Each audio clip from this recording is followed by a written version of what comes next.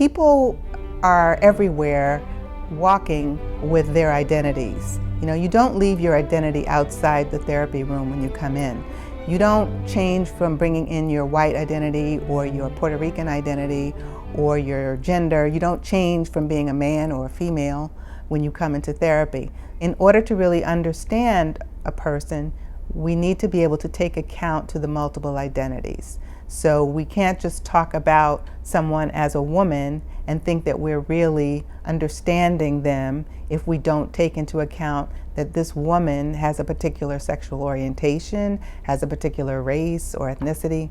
So it's a very pivotal concept. And on top of those multiple identities, the other key point about intersectionality is that it allows us to look at different locations in terms of privilege and subjugation. It represents the complexity that we each embody. Just for an example of intersectionality, so I am an African American woman. I am also a middle class African American woman. I'm also a divorced African American woman, and I'm also heterosexual. So if we look at those different identities, as an African American, that is a subjugated identity. That is an identity that has been associated with institutional, cultural racism. If you look at my class identity at this point, it's a privileged one, a relatively privileged one. Now, of course, it's like always compared to what? I'm less privileged than an upper class black woman, right? But relative to working income, working class income, or lower income people, I am relatively privileged as a middle class.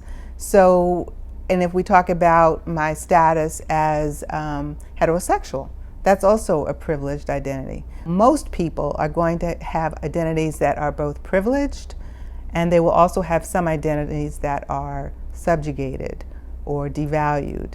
In the privileged identities, you sort of just go about your business and don't think about what privileges you enjoy as part of that. And if you are in a subjugated identity, you're all too aware of how your identity is devalued in the society.